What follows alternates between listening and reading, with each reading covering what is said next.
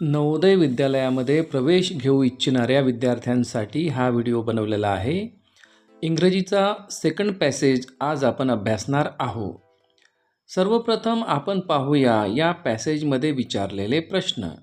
कारण ज्या वेळेला आपण पॅसेज पाहतो त्यावेळेला तो पॅसेज जर आपण संपूर्ण वाचत बसलो तर त्यामध्ये खूप वेळ जाणार असतो आणि म्हणून तो वेळ टाळण्यासाठी आपण प्रश्नावर पहिल्यांदा नजर फिरवली पाहिजे की कोणते प्रश्न आपल्याला विचारले आहे, म्हणजे आपल्याला पॅसेज वाचताना त्या प्रश्नांच्या उत्तरासंदर्भात आपल्याला थोडं फोकस करता येईल. चला तर पाहूया प्रश्न.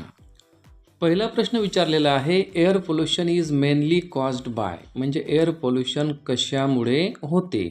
पर्याय पण दिलेले आहे, म्हणजे आपल्याला एअर पोल्युशन कशामुळे होते यावर थोडं लक्ष द्यावं लागेल. दुसरा प्रश्न आहे, water pollution can be reduced by, water pollution हे रिड्यूस केल्या जाऊ शकते, कमी केल्या जाऊ शकते कशाने. तिसरा प्रश्न आहे, eco friendly idols are, eco friendly idols म्हणजे मूर्त्या कशाला म्हटलेलं आहे त्या संदर्भात आपल्याला पाहावं लागेल. चौथा प्रश्न आहे, चूज द इनकरेक्ट ॲन्सर, याच्यासाठी आपल्याला संपूर्ण पॅसेज वाचावा लागेल. आणि पाचवा प्रश्न आहे, the word from the passage which is the antonyms of the beneficial, beneficial या शब्दाचा विरुद्धार्थी शब्द जो या पॅसेजमध्ये आलेला आहे तो कोणता, तर तो आपल्याला शोधावा लागेल. आता बघा पॅसेज पाहूया. Pollution is the contamination into the natural environment that causes adverse change. बघा पोल्युशन काय आहे, पोल्युशन हे कंटॅमिनेशन आहे कशामध्ये, इन टू नॅचरल एन्व्हायरमेंट म्हणजे नैसर्गिक पर्यावरणामध्ये काहीतरी आपण मिसळ करत आहो, भेसळ करत आहो, घाण करत आहो. त्या भेसळला किंवा घाणला म्हटलेलं आहे कंटॅमिनेशन. तर ते जे कंटॅमिनेशन आहे त्यालाच म्हटलेलं आहे पोल्युशन. आणि त्याच्यामुळे काय होत आहे, ॲडवर्स चेंजेस होत आहे. म्हणजे ॲडवर्स म्हणजे खूप वाईट. आपल्याला एक प्रश्न विचारलेला आहे, बेनिफिशियल याच्या विरुद्धार्थी काय येईल, तर हा शब्द आपण लक्षात ठेवा, हा होऊ शकतो. Pollution levels are increasing day by day, म्हणजे दररोजच पोल्युशनची लेवल वाढत आहे. पोल्युशन म्हणजे प्रदूषण. प्रदूषण हे वेगवेगळ्या प्रकारचं आहे. पाण्याचं प्रदूषण, वॉटर पोल्युशन, हवेचं पोल्युशन, एअर पोल्युशन, आवाजाचं पोल्युशन, नॉईज पोल्युशन, जमिनीचं पोल्युशन, मातीचं पोल्युशन, सॉईल पोल्युशन. तर अशा प्रकारचे हे पोल्युशन असतात. बघा पुढे काय म्हटलेलं आहे, there are various reasons for it, म्हणजे पोल्युशनसाठी खूप सारे कारणं आहेत. Air pollution is caused cheaply by industrial pollutants and by increase level of RSPM, म्हणजे एअर पोल्युशन हे कशामुळे होत आहे, तर इंडस्ट्रियल पोल्युटंट्समुळे आणि त्यासोबतच जे RSPM इन्क्रीज झालेलं आहे due to higher flow of vehicular traffic, म्हणजे वाहनांची ट्रॅफिक जी वाढली, वाहनांमधून निघणारा धूर, त्यांचा आवाजापेक्षा त्या धुरामुळे जे RSPM लेवल आहे ती खूप वाढलेली आहे. RSPM लेवल म्हणजे RSPM याचा अर्थ या ठिकाणी तुम्हाला दिसत आहे, रेस्पिरेबल सस्पेंडेड पर्टिक्युलेट मॅटर, म्हणजे असे काही प्रदूषणामध्ये हानिकारक पदार्थ तयार झाले की जे आपल्या रेस्पिरेटरी सिस्टमला फार धोकादायक आहे, हानिकारक आहे. त्यानंतर आहे, water pollution is caused to a large extent by industrial effluents, इंडस्ट्रीमधून निघणारं जे घाण पाणी आहे त्याला म्हटलेलं आहे इंडस्ट्रियल एफ्लुएंट्स. तर त्याच्यामुळं वाढलेलं आहे water pollution. And the immersion of POP idols, आणि ज्या POP आयडॉल्स आहे, POPच्या मूर्त्या म्हणजे प्लास्टर ऑफ पॅरिसच्या मूर्त्या, त्याच्यामुळे सुद्धा वॉटर पोल्युशन वाढलेलं आहे. Sound pollution level have increase due to blaring loudspeakers during festival time and increased volume of traffic. Sound pollution कशानं वाढलेलं आहे, तर ड्यू टू ब्लेअरिंग लाऊडस्पीकर, लाऊडस्पीकरचा मोठा आवाज, DJ, कर्कश असा भोंग्यांचा आवाज. तर अशामुळे काय झालेलं आहे, हे कधी होतात, हे फेस्टिवल टाईममध्ये. आणि याच्यामुळं काय झालं, यासोबतच ट्रॅफिकचं जे व्हॉल्यूम आहे, गाड्या, वाहनं, त्यांच्या भोंग्यांचे कर्कश आवाज, तर या सर्व आवाजांमुळे वाढलेलं आहे sound pollution. In order to solve the problems of air pollution, जर एअर पोल्युशन आपल्याला सॉल्व करायचं असेल, त्याचा प्रॉब्लेम सॉल्व करायचा असेल, तर the cheap method seems to be tree plantation. तर आपल्याला सर्वात महत्त्वाचा मार्ग आहे वृक्षारोपण. More and more citizens and NGOज should take up green cause with civic authorities. आणि NGOज आणि बऱ्याचशा लोकांनी, नागरिकांनी ग्रीनरी वाढवली पाहिजे. हिरवं जे आहे म्हणजे एकंदरच वृक्षारोपण केलं पाहिजे, ग्रीनरी वाढवली पाहिजे आणि यासाठी जनतेचा सहभाग घेतला पाहिजे, जनतेला विश्वासात घेतलं पाहिजे. We need to protect our forest and conserve our mangroves. आपल्याला आपले जंगलं आणि मॅनग्रोव्ज म्हणजे जे दलदलीचे भाग असतात किंवा खारफुटी जमीन असतात किंवा समुद्राच्या काठावर जी वने असतात, जे जंगलं असतात त्यांना म्हटलेलं आहे मॅनग्रोव्ज. तर त्या मॅनग्रोव्जला आणि आपल्या फॉरेस्टला आपण वाचवलं पाहिजे in order to solve the problem of water pollution. Water पोल्युशनचा प्रॉब्लेम सॉल्व करण्यासाठी we need to develop effective waste management techniques. आपल्याला महत्त्वाचं आहे की आपण वॉटर पोल्युशन कशामुळे होते, तर मॅक्झिमम जे वॉटर पोल्युशन आहे ते इंडस्ट्रीचं जे घाण पाणी आहे ते नद्या नाल्यामध्ये सोडल्यामुळे ते वॉटर पोल्युशन होते.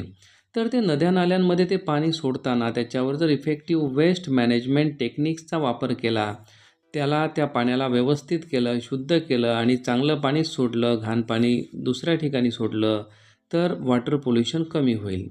Also eco friendly idols should be use during festival time. आणि फेस्टिवल टाईम्सला म्हणजे गणपती, दुर्गादेवी किंवा कुठले पण ज्या आयडॉल्स असतात, मूर्त्या असतात, त्या जेव्हा आपण मांडतो तर त्या करताना त्या आयडॉल्स इको फ्रेंडली असल्या पाहिजे, त्या प्लास्टर ऑफ पॅरिसच्या नसल्या पाहिजे, यावरसुद्धा आपण भर दिला पाहिजे. And awareness by the general populace is very necessary to solve the problem of sound pollution. आणि साऊंड पोल्युशनचा मुद्दा जर आपल्याला सोडवायचा असेल तर जनतेमध्ये जागृती केली पाहिजे. लोक लग्नामध्ये डीजेवर नाचतात, खूप मोठा आवाज करतात, तर त्या जनतेमध्ये जर जागृती झाली, त्या लोकांना जर वाटलं की एवढा मोठा आवाज करण्यात काही अर्थ नाही, तर हे पोल्युशन कमी होऊ शकते. आणि यासोबतच strict enforcement of decibel level during occasions and festival time by the police is must. म्हणजे पोलिसांनीसुद्धा ज्या वेळेला साऊंड पोल्युशन होते तेव्हा पोलिसांनीसुद्धा इंटरफेअर केलं पाहिजे आणि एक डेसिबलची लेवल ठरवली पाहिजे की या डेसिबलच्या वर आपल्या डीजेचा किंवा कुठल्याही बँडचा आवाज गेला पाहिजे नाही. तर हे जर ठरवलं, पोलिसांनी जर इंटरफेअर केला, तर ह्या सर्व गोष्टी आपण वाचवू शकतो, साऊंड पोल्युशन पण कमी करू शकतो. तर असा आहे हा पॅसेज. आता पाहूया आपण यावरचे प्रश्न आणि त्याचे उत्तरं. पहिला प्रश्न आहे, air pollution is mainly caused by. Air pollution मुख्यतः कशाने होते? ऑप्शन आहे ए, इंडस्ट्रीयल एफ्लुएंट्स. तर इंडस्ट्रीयल एफ्लुएंट्स हे वॉटर पोल्युशनशी संबंधित आहे. बी, ट्री प्लांटेशन, तर याच्यामुळे एअर पोल्युशन होत नाही. See, increase level of RSPM, तर हे ॲन्सर आहे सी. चौथा आहे हाय डेसिबल लेवल, तर हे आहे साऊंड पोल्युशनशी निगडीत, म्हणून उत्तर आहे आपलं सी. दुसरा प्रश्न, water pollution can be reduced by. Water pollution आपण कसं कमी करू शकतो? पहिलं ए आहे इमर्शन ऑफ POP आयडॉल, तर याच्यामुळे वॉटर पोल्युशन वाढते. B, developing effective waste management techniques, तर हे बरोबर आहे, हेच केलं पाहिजे. बी. सीमध्ये आहे strict enforcement of decibel level, तर हे आहे साऊंड पोल्युशनशी संबंधित. आणि D, decrease in vehicle traffic, तर हे सुद्धा आहे साऊंड पोल्युशनशी संबंधित आणि सोबतच आहे एअर पोल्युशनशी संबंधित. वॉटर पोल्युशनचा आणि याचा संबंध नाही, म्हणून ॲन्सर आहे B, developing effective waste management techniques. तिसरा प्रश्न आहे, eco friendly idols are. Eco friendly idols कशा असतात? Option A, idols that are friendly to the इकॉनॉमीशी संबंधित नसतात. दुसरं B, idols that are use during festivals, म्हणजे ज्या आयडॉल्स आपण फेस्टिवलमध्ये वापरतो त्याला इको फ्रेंडली म्हटलेलं आहे, तर हे पण होऊ शकणार नाही. See, idols that harm the environment, idols ज्या एन्व्हायरमेंटला नुकसान पोहोचवतात त्याला म्हटलेलं आहे इको फ्रेंडली, तर हे सुद्धा होणार नाही. मग डी आहे idols that not harmful to the environment, तर ॲन्सर आहे डी, हे बरोबर आहे. चौथा प्रश्न, चूज द इनकरेक्ट ॲन्सर. चुकीचं उत्तर आपल्याला निवडायचं आहे, म्हणजे 3 बरोबर आहे आणि 1 चुकीचं आहे. प्रश्न कसा आहे, to protect the environment we should. Environment protect करण्यासाठी आपण काय केलं पाहिजे? ए. डिस्ट्रॉय अवर मॅनग्रोव्ज, आपण आपल्या मॅनग्रोव्ज डिस्ट्रॉय केल्या पाहिजे, म्हणजे पाणथळी जी आपली जंगले आहे ती आपण डिस्ट्रॉय केली पाहिजे. तर हे नाही, असं नाही केलं पाहिजे, म्हणजे हे इनकरेक्ट होऊ शकते. दुसरं B. Have strict enforcement of decibel level, म्हणजे आपल्याला डेसिबल लेवलला स्ट्रिक्टली एन्फोर्समेंट करावं लागेल, तर हे बरोबर आहे. C. To protect the environment we should protect our forest, हे पण बरोबर आहे. आणि D. Create awareness among the people, हे पण बरोबर आहे, म्हणजे चूक कोणता आहे? Destroy our mangroves, A. पाचवा प्रश्न. The word from the passage which is the antonyms of the beneficial, beneficial म्हणजे फायदेशीर, आणि पॅसेजमध्ये आलेला त्याचा अँटोनिम्स आहे ॲडवर्स. तर ॲन्सर होईल याचं पाचव्याचं सी. बाकीचे जे आहे पोल्युशन, कंटॅमिनेशन, अवेअरनेस, हे बेनिफिशियलचे अँटोनिम्स होणार नाही.